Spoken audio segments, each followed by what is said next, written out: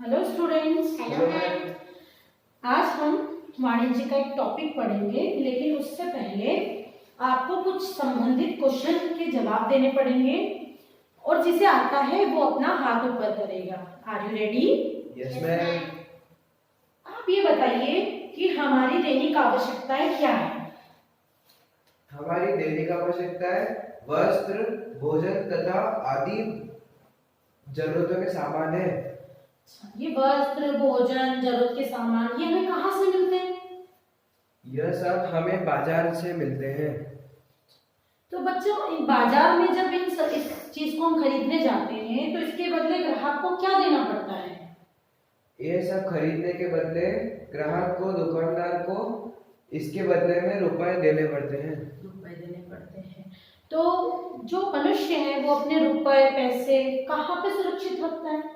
मनुष्य अपने रुपए और पैसे बैंक में सुरक्षित रखता है। बैंक में या घर में, है ना? जिसका खाता नहीं वो तो घर में रखेगा। तो जो बैंक में सुरक्षित रखते हैं, तो बेटा बैंक के बारे में आप और कुछ जानते हैं? No ma'am. तो बच्चों, आज का जो हमारा टॉपिक है कॉमर्स का, वो है बैंक, जो आपकी डेली लाइफ के लिए भी बहुत इंपॉर्टेंट है समझना। तो प्लीज आप इस टॉपिक को अच्छे से समझिए, क्योंकि बड़े होके आपको, बड़े क्या अभी छोटे छोटे में ही बैंक से रिलेटेड काफी काम पढ़ते हैं हमारे। तो आप इस टॉपिक को अच्छे से पढ़िए। ओके? तो आज हम बैंक के बारे में पढ़ेंगे। बच्चों, आज के जो आधुनिक युग में बैंक की इतनी ज्यादा वो हो गई है कि वित्तीय उद्योग हुए, है ना, वाणिज्यिक उद्योग हुए, या फिर हमारी डेली लाइफ में भी बैंक का बहुत ज्यादा इम्पोर्टेंस बढ़ गया है ना? तो बैंक किसका जीवनदाता है? वित्तीय उद्योग और वाणिज्य उद्योग का जीवनदाता ही बैंक कहलाता है। उसके बिना ये वर्क नहीं कर सकते हैं।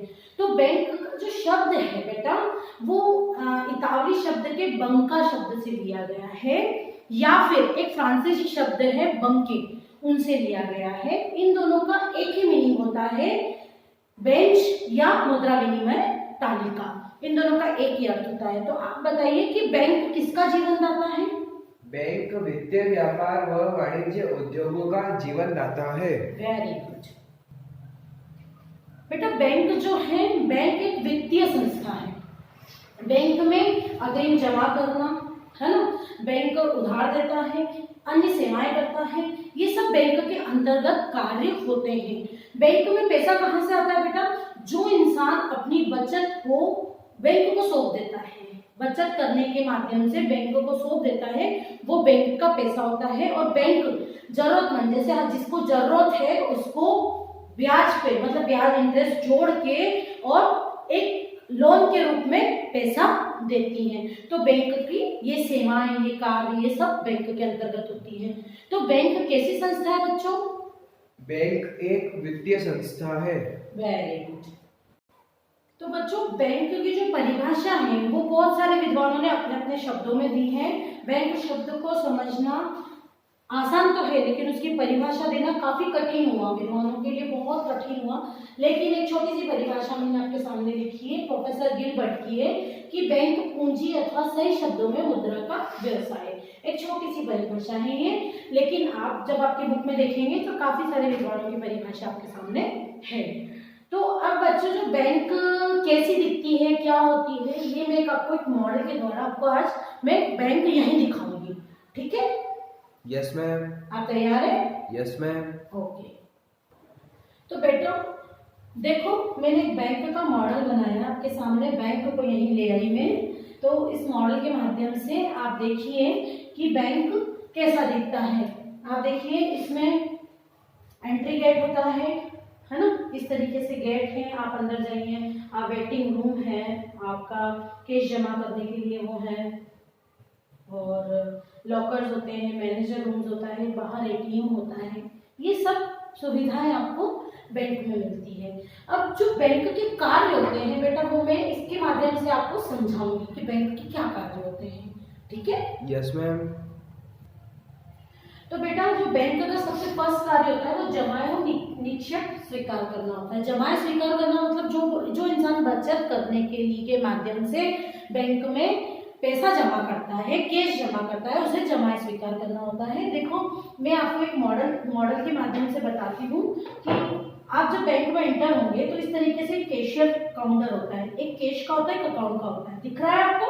Yes ma'am. तो देखो आप जब कैश जमा करने जाते हैं तो आपको इस कैश काउंटर पे एक स्लिप भर के और फिर इस कैश काउंटर पे जाके कैश जमा करना पड़ता है, तो वो आपके खाते में जमा हो जाता है। या आप किसी और एक खाते में भी पैसा डालना चाहते हैं तो वो कैश यहाँ से जमा होता है।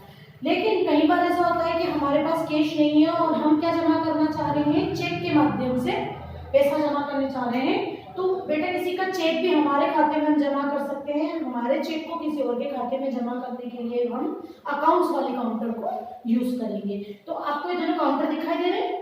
Yes ma'am. इस तरीके के काउंटर्स होते हैं और जब हम कैश जमा करते हैं तो एक कैश स्लिप भरनी पड़ती है हमें वहाँ पे, उसमें सारा लिखना पड़ता है कि क्या डेट है, क्या कितने तरह के नोट हैं, किस नोटों की क्या संख्या है, इस तरीके की पूरी स्लिप को फिल करना पड़ता है। तो बेटा बैंक का जो सबसे फर्स्ट कार्य होता है वो जमाएं स्वीकार करना होता है, जो जमाएं हम बचत के रूप में देते हैं। तो आपको समझ में आया इसका फर्स्ट कार्य? Yes ma'am. जमाएं होती हैं वो 3 प्रकार की होती है, एक स्थायी जमा होती है, एक चालू जमा होती है और एक आपकी होती है बचत जमा। बचत जमा में सबसे फर्स्ट जो हम देखो बचत करते हैं, छोटी छोटी बचत को हम जब बैंक में जमा करते हैं तो उसे हम बचत जमा कहते हैं। दूसरी होती है स्थायी जमा, मतलब फिक्स डिपॉजिट्स, है ना? आपने सुना होगा घर में कई बार एफडी का नाम आता है ना, कि एफडी करवा लो।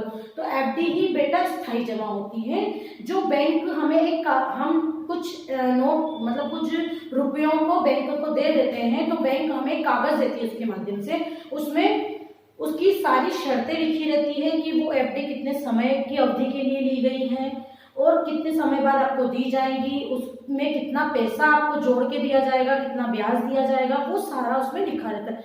जो फिक्स जमा होती है ना बेटा, हम उसको बीच में यूज नहीं कर सकते हैं, लेकिन जो बचत जमाएं होती है उनको हम आज डाला कल यूज कर लिया, फिर हमने बैंक में डाल दिया, तो ये दोनों जमाएं इस तरीके की होती है। और जो तीसरी जमा होती है वो आपकी होती है चालू जमा। चालू जमा क्या होती है बेटा, कि ये व्यापारियों के लिए होती है, कि है ना, बड़े बड़े व्यापारी लोग होते हैं, बड़ी बड़ी डील करते हैं, तो वो डील में कैश नहीं रख पाते घर में, आज बैंक में पैसा डाला, कल निकाल दिया, कल वापस उस व्यापारी को पैसा दे दिया, तो ये चालू खाता जो होता है, ये चालू खाते से संबंधित होती है चालू जमा। तो ये व्यापारी से संबंधित होती है, मतलब इसका एक आम नागरिक यूज नहीं करता है, जो बड़े बड़े व्यापारी होते हैं वो इसका यूज करते हैं। तो आपको तीनों जमाएं समझ में आई? Yes ma'am. सेकेंड जो होती है आपकी ऋण एवं अग्रिम स्वीकार करना। ऋण स्वीकार करना मतलब बेटा बैंक जो होती है हमारी जरूरत के हिसाब से हमें ऋण प्रदान करती है, ऋण मतलब लोन देती है ना? तो वो लोन देती है ना, तो वो बैंक क्या करती है कि उसमें ब्याज को जोड़ के और आपकी आसान किश्तों में आपको वो लोन वापस लिया जाता है। देखो बहुत सारी आजकल माइक्रो फाइनेंस कंपनियां छोटी छोटी वो भी बैंकों के माध्यम से ही चल रही है ना? तो सेकेंड कार्य भी आपको समझ में आया?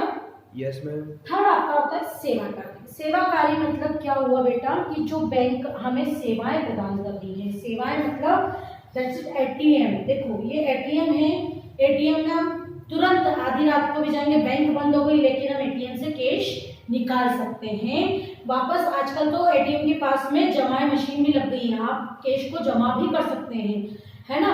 और एक मोबाइल नेटवर्किंग मतलब आपका इंटरनेट बैंकिंग जो होती है, वो इंटरनेट बैंकिंग के माध्यम से आप क्या करते हो, मोबाइल में है आपका, आप उसको पे कर दिया, रिचार्ज कर लिया, ये कर लिया, वो कर लिया। तो ये सारी जो सुविधाएं हैं, बिल जमा करना, है ना, बैंक हमारे जमाएं स्वीकार करती है, बिल देती है, हमें क्या बोलते हैं, चेक हमने किसी को दिया है तो वो चेक को उसके खाते में डालना, हमारे जितनी भी सेवाएं बैंक हमें दे रही हैं वो सब सेवा कार्य के अंतर्गत आते हैं। तो आपको समझ में आया? देखो जरूरी नहीं है बच्चा कि जो बैंक होती है उसका एटीएम उसके बाहर ही मिलेगा आपको। आजकल जगह जगह पे हर बैंक का एटीएम आपको अवेलेबल है और आप किसी भी बैंक के एटीएम को किसी भी एटीएम मशीन में चला सकते हैं। ऐसा नहीं है कि उसी बैंक से संबंधित एटीएम में ही वो कार्ड आपका चलेगा, ठीक है? तो आपको समझ में आया कि बैंक क्या सेवाएं प्रदान करती हैं? Yes ma'am. है ना? तो आप बताइए कि जो बैंक के सेवा कार्य आप उसके कुछ उदाहरण दे सकते हैं? ग्राहकों के बिल्स, चेक आदि का संग्रहण करना सेवा कार्य के उदाहरण है। Very good. अब देखो, जो फोर्थ कार्य होता है वो आपका होता है विकास कार्य। तो विकास कार्य मतलब आजकल बैंक हर क्षेत्र में अपना योगदान दे रही है, चाहे वो लघु उद्योग हो, कुटीर उद्योग हो। मतलब बेटा पिछड़े वर्ग का उत्थान कार्यक्रम में लघु उद्योग और कुटीर उद्योग आते हैं, है ना।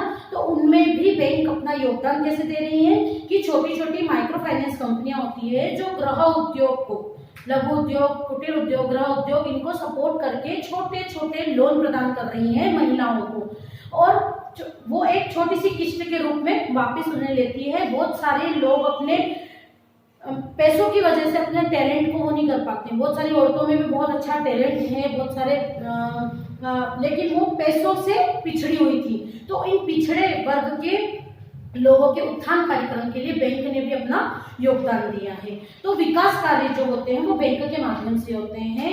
जो छोटी छोटी माइक्रो फाइनेंस कंपनियां चल रही हैं वो भी बैंक के माध्यम से चल रही हैं। तो आप बता सकते हैं कि जो पिछड़े वर्ग के उत्थान कार्यक्रम है वो किसके लिए होते हैं? बैंकों के ये कार्य लघु उद्योग और कुटीर उद्योगों के लिए होते हैं। Very good.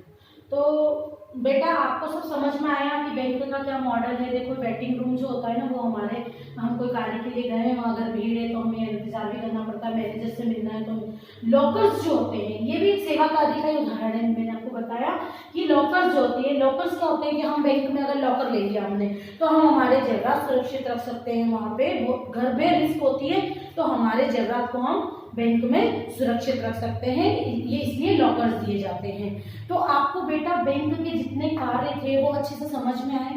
Yes ma'am. अब आपको पता है बैंक कितने प्रकार की होती हैं?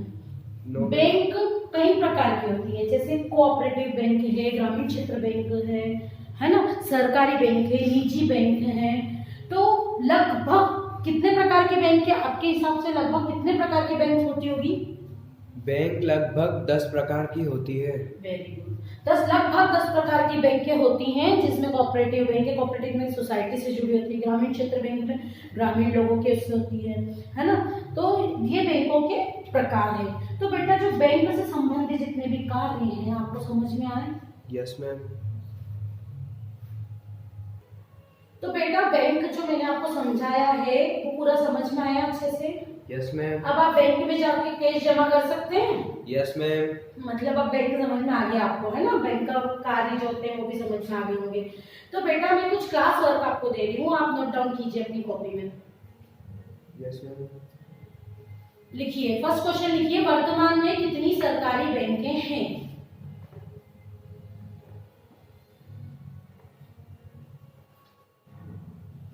इनके ऑप्शंस लिखिए, 10, 12, 13 या 15। सही विकल्प पे टिक लगाना है, ये आपका क्लास वर्क है। सेकंड आपका क्वेश्चन लिखिए कि निम्न में से कौन सी सरकारी बैंक नहीं है?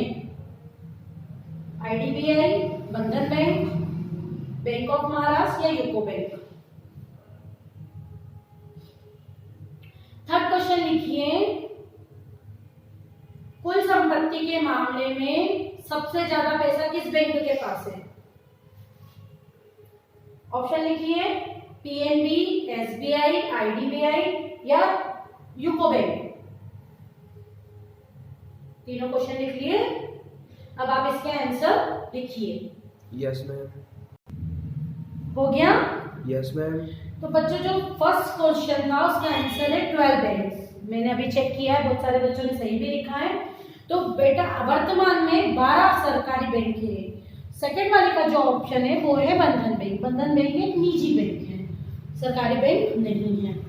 थर्ड आपका आंसर है, जो कुल संपत्ति के मामले में सबसे ज्यादा पैसा जिस बैंक में है वो है एसबीआई। आज की तारीख में 52,000 करोड़ रुपए एसबीआई के पास में है। तो ये सामान्य सी जानकारी थी बैंक के मामले में। तो आपको सब समझ में आया? Yes ma'am. तो बच्चों आपको क्या करना है कि कल आपको बैंक का अर्थ, बैंक की परिभाषा, जरूरी नहीं है कि मैंने प्रोफेसर गिलबर्ट की लिखी है तो आपको भी इन्हीं की लिखनी है। आप आपकी बुक्स में से देख के कोई अच्छे से विद्वान की परिभाषा लिख के लाएंगे।